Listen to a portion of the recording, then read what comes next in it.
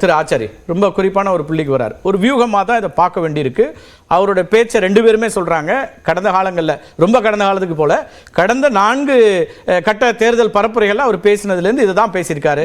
இன்னைக்கு ஆர்கே சொல்கிறார், இன்னைக்கு இதை பேசுறதுங்கிறது மாடரேட் ஹிந்து ஓட் பேங்கை கொண்டு வருவதற்கான முயற்சியாக பிரதமர் ஈடுபடுகிறாருங்கிறாரு. இது அப்படி தான் பார்க்க வேண்டியிருக்கா? ஒரு 2-3 பாயிண்ட் வந்து ரைஸ் பண்ணாங்க. அதுக்கு நான் சேர்த்து பதில் சொல்லிடுறேன். ஒன்று வந்து கான்ஸ்டன்டைன் அவர் வந்து பேசும்போது அமெரிக்காவுக்கு வந்து விசா கொடுக்கக்கூடாது அப்படின்ற பற்றிலாம் பேசினாங்க. 2012 பராக் ஒபாமா அவர் வந்து யூஎஸ் பிரசிடென்ட்டாக இருக்கும்போது நவம்பர் 26 டிசம்பர் 5 அன்னைக்கு வந்து 65 நாடாளுமன்ற உறுப்பினர்கள் 2 அவையிலும் மக்களவை மாநில அவைகள் சேர்ந்தவர்கள் வந்து எழுதுறாங்க. ஆனால் எல்லாருமே காங்கிரஸ் கட்சியை சேர்ந்தவர்கள் மற்றும் அவர்களுடைய கூட்டணி கட்சியை சேர்ந்தவர்கள். அங்கே வந்து பொலிட்டிக்கல் டிவைட் ஆச்சு.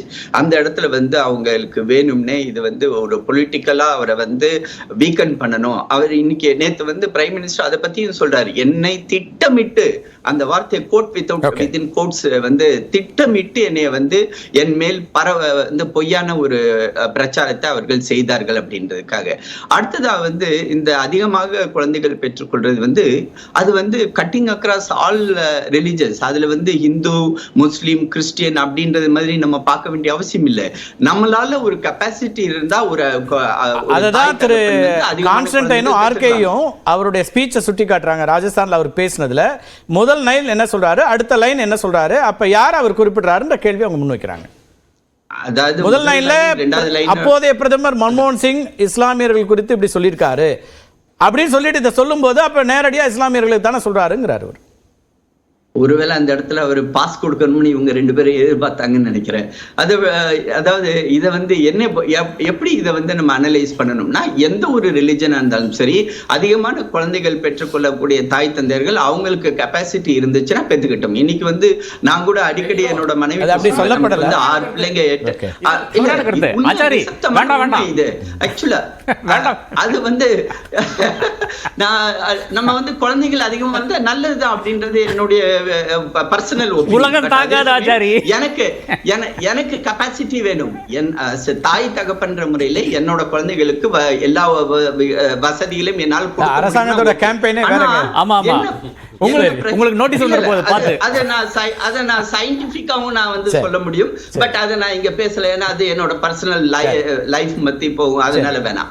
இப்போ அடுத்ததாக வந்து அவரு வந்து இது ஒரு ஸ்ட்ராட்டஜிங்கிறார் ஆர்கே. மாடரேட் ஹிந்து ஓட் பேங்க மையப்படுத்தி தான் இந்த பரப்புரை மேற்கொள்கிறார். அது ஸ்ட்ராட்டஜி தேவையில்லை. அதே மாதிரி பயம், அது வந்து ராட்டில்ட் அண்ணன் வந்து யூஸ் பண்ணாங்க, பீட்டர் அல்போன்ஸ் ராட்டில்ட் அப்படின்னு. பிரதமர் நரேந்திர மோடி வந்து பயப்படக்கூடிய ஒரு ஆளே கிடையாது. அவர் வந்து இதுவரை எந்த ஒரு தேர்தலிலும் தோல்வி அடையாத ஒரு ட்ராக் ரெக்கார்டை அவர் வந்து இதுவரை நமக்கு இந்தியாவில் மக்களுக்கு அவர் காட்டியிருக்கிறாரு. அதனால வந்து இப்படிதான் பண்ணி வந்து எங்களுக்கு வந்து ஓட் பேங்கை கவர்னு எந்த ஒரு அவசியம் இல்லை. அவர் தன்னோட மனசுல இருந்து பேசினார். அதே மாதிரி வந்து கான்ஸ்டன்டே சொன்னார், எதுவும் நாங்களா எழுதி கொடுத்தது மாதிரி. ஈவன் உங்களோட சேனலை பத்தி அவர் சொன்னாரு. அதாவது அவர் மனசுல இருந்து அவர் பேசுறாரு, அவங்க நேரடியா வந்து ஒளிபரப்புறாங்க. அந்த இடத்துல முன்னாடி எடிட்டிங் எல்லாம் எதுவுமே நடக்கல. சோ அதையும் வந்து நீங்க வந்து பிரதமரை வந்து நீங்க கொச்சப்படுத்துறதுன்ற வந்து நரேந்திர மோடியை கொச்சப்படுத்துறேன்னு நீங்க பிரதமர்ன்ற அந்த ஒரு ஆபீஸ வந்து நீங்க கொச்சப்படுத்துறீங்க. அதுல வந்து நம்ம கொஞ்சம் விலகி இருந்து பார்க்கணும். நரேந்திர மோடி அவர்கள் தன்னுடைய மனசுல இருந்து அவர் பேசினார். அந்த மேடம் கேட்ட எல்லா கேள்விகளுக்கும் கடந்து சார் ரொம்ப முக்கியமான பொலிட்டிக்கல் வியூ பாயிண்ட் ஆர்கே சொல்றார். அதான் டிஸ்கஷன் பாயிண்ட். இப்போ வந்து பிரதமர் சொல்லக்கூடிய கருத்துக்கான ஒரு பர்செப்ஷன் அவர் சொல்றார். ஆர்கே ஆங்கிள் சொல்றாரு, இது முழுக்க முழுக்க மாடரேட் ஹிந்துஸ்க்கான ஒரு ஓட் பேங்குக்காக கொடுக்கப்பட்ட நேர்காணல், அது விளக்கம் அப்படிங்கிறார். அதுதான் நான் மறுத்து சொன்னேன் இல்லைங்களா. அதாவது வந்து அவர் வந்து எல்லாருக்கும் பொதுவானவர். அவரை பொறுத்தவரை இந்துக்கள் அது மாடரேட்டா இருந்தாலும் சரி, வந்து எக்ஸ்ட்ரீமா இருந்தாலும் சரி, அதே மாதிரி கிறிஸ்தவர்கள், முஸ்லிம்கள். இன்ஃபேக்ட் நீங்க உத்தரப்பிரதேசத்தோட கலை, நான் வந்து உத்தரப்பிரதேசத்துல வந்து டூர் பண்ணிட்டு இருக்கிறேன். உத்தரப்பிரதேசத்தோட கலை நிலவரத்தை நீங்க பாத்தீங்கன்னா, எப்ப முத்தலாக்க வந்து ஒழிச்சாரோ அதுக்கு பிறகு முஸ்லிம் பெண்கள் வந்து இன்னைக்கு வந்து பிரதமர் நரேந்திர மோடிக்கும் பாஜகவுக்கும் அதிகமான அளவுக்கு வந்து ஓட்டு போட்டுட்டு இருக்காங்க. அது வந்து கடந்த அசெம்பிளி எலெக்ஷன்லயும் நாம பார்த்தோம். ஏன்னா எந்த இடத்துல டாமினன்ட்டா முஸ்லிம் கம்யூனிட்டி இருக்குதோ அந்த இடத்துல இருந்து பாஜகவை சேர்ந்த வேட்பாளர் களமே மாறிட்டு இருக்கின்றாங்க. தேர்ந்தெடுக்கப்பட்டது. உத்தரப்பிரதேச களமே மாறிட்டு இருக்காங்க. அதாவது இந்த முறை அது எங்களுக்கு ரொம்ப ஃபேவரபிளா மாறிட்டு இருக்கு. இன்ஃபேக்ட் அதுதான் ஒரு நிசப்தமான உண்மை. கள நிலவரம் நான் வந்து அந்த இடத்துல வந்து போயிட்டு வந்துட்டு இருக்கிறேன். என்னுடைய யூனிவர்சிட்டியும் அந்த உத்தரப்பிரதேசத்துல தான் டெல்லியை ஒட்டி உள்ளது. நான் டெய்லி கமிட் பண்ணிட்டு இருக்கிறேன். அங்க உள்ளவங்களோட நான் பேசிக்கிட்டு இருக்கிறேன். அதனுடைய இம்பாக்ட் நான் கெமிஸ்ட்ரி பிட்வீன் சமாஜ்வாடி, காங்கிரஸ், ஆம் ஆத்மி எல்லாம் ரொம்ப ஸ்ட்ராங்கா போயிட்டு இருக்கு. அங்க நம்பர் மாறுது அப்படிங்கறதா இவங்க எல்லாம் நிறைய செஃபாலஜிஸ்ட் சொல்றது. இங்க இருக்கவங்க மட்டும் இல்ல, இல்ல செஃபாலஜிஸ்ட் வந்து அவங்க என்ன வேணாலும் சொல்லட்டும். இதே மாதிரி தான் 2010 உங்க நம்பிக்கை. ஓகே, நீங்க களத்துல போறீங்க, உங்களுக்கான ஒரு நம்பிக்கை நீங்க சொல்றீங்க.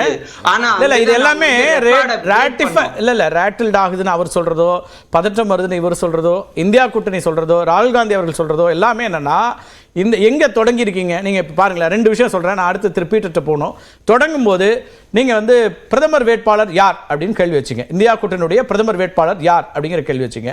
3வது கட்ட பரப்புரையில் என்ன வச்சீங்கன்னா, ஓராண்டுக்கு பிரதமராக முதலமைச்சர் மு க ஸ்டாலின் இப்போ இங்கே இருக்காரு, அவர் வருவார். மம்தா பானர்ஜி ஓராண்டு இருப்பாங்க. இப்படி எல்லாரும் வந்துட்டு கடைசியாக எஞ்சி இருக்க காலத்தில் ராகுல் காந்தி இருப்பார். நீங்கள் இப்போ என்ன சொல்றீங்க? அமித்ஷா அவர்கள் சொல்றாரு பிரதமராக இப்போ இன்னைக்கு யார் போட்டின்னா பிரதமர் மோடி வெர்சஸ் ராகுல் அப்படின்னு கொண்டு வந்திருக்காங்க. நீங்கள் வந்து பப்புன்னு சொன்ன இடத்துலேருந்து பிரதமர் மோடி வெர்சஸ் ராகுல்ங்கிற இடம் வரைக்கும் வந்திருக்கீங்கன்னா இந்த மாற்றத்தை தான் அவங்க சொல்கிறாங்க. களம் மாறிக்கிட்டே இருக்குங்க. நீங்களே அதை வந்து டிரைவ் பண்ணி கொண்டு வந்து இப்போ நிறுத்துறீங்க அப்படிங்கிறாங்க. அதாவது பிரதமர் வந்து பேசினது, ஈவன் அமித்ஷா அவர்களும் பேசினது, ஒரு வருஷத்துக்கு ஒருத்தரை பிரதமரா நீங்க தேர்ந்தெடுப்பீங்கன்றதுக்கு அதுக்கு வந்து பல்வேறு காரணங்களை வந்து நாங்க வந்து அதுல எடுத்து சொல்லி இருக்கிறோம். எப்படி வந்து ஒரு ஸ்திரத்தன்மை இல்லாத ஒரு ஆட்சியை இவங்களால பண்ணாங்கன்னா இது வந்து உலக அளவுல இன்னைக்கு வந்து இந்தியாவை வந்து உலகமே பார்த்து கொண்டிருக்கிறது. அப்படியாப்பட்ட ஒரு சூழ்நிலையில இவங்களால எப்படி வந்து ஒரு ஆட்சியை நடத்த முடியும்னு இன்ஃபேக்ட் நான் என்ன சொல்ற விரும்புறேன், கட்டிய தூரம் வரைக்கும் எதிரிகளே இல்லைங்கிற மாதிரியான பொலிட்டிக்கல் ஸ்டேட்மெண்ட் தான் தொடங்குனீங்க. யாருமே இல்ல, இந்தியா கூட்டணி ஒண்ணு உருவாகாது, இந்தியா கூட்டணி நிக்காது, நடக்காது எல்லாமே சொல்லி இப்ப அடுத்தடுத்த கட்டம் வந்து இன்னைக்கு மோடி வெர்சஸ் ராகுல் நீங்க தான் எடுத்திருக்கீங்க கொண்டாந்து. இன்னைக்குமே நாங்க சொல்றோம் இந்தியா கூட்டணின்றது எங்க இருக்குதுன்றது முதல்ல நீங்க அதை சொல்லுங்க ஐயா. ஒரு சைடு மம்தா பானர்ஜி, இன்னொரு சைடு வந்து இவங்க உங்க நம்பிக்கை நான் அப்படியே வச்சுக்கிறேன். நம்ம பீட்டர் அவர்கள்ட்ட கேட்கலாம். ஓகே, இல்ல நிறைய பேசிருக்கோம், அவங்களுக்கு நேரத்தை கொடுப்போம். எஸ் ப்ளீஸ் ஒரே பாயிண்ட், ஒரே ஒரு பாயிண்ட். விடுதலை சக்திகள் அவங்க வந்து இந்திய கூட்டணியில இருக்காங்க. ஆனா அவங்களோட கேண்டிடேட்ஸ் கர்நாடகாலையும் ஆந்திராலையும் வந்து காங்கிரஸ் கட்சியை எதிர்த்து போட்டிருக்காங்க. அப்ப இதுல முரண்பாடு உங்களுக்கு இருக்கு. இதே ஒரு சின்ன உதாரணம், இது சின்ன உதாரணம். இத்தனைக்கு அவங்க முதல்ல அக்ரிமெண்ட்டுக்கு வந்ததே எது தெரியுமா? டிஸ்அக்ரிமெண்ட்ல தான் அக்ரிமெண்டே வந்தாங்க. சரி நம்ம பேசுவோம்.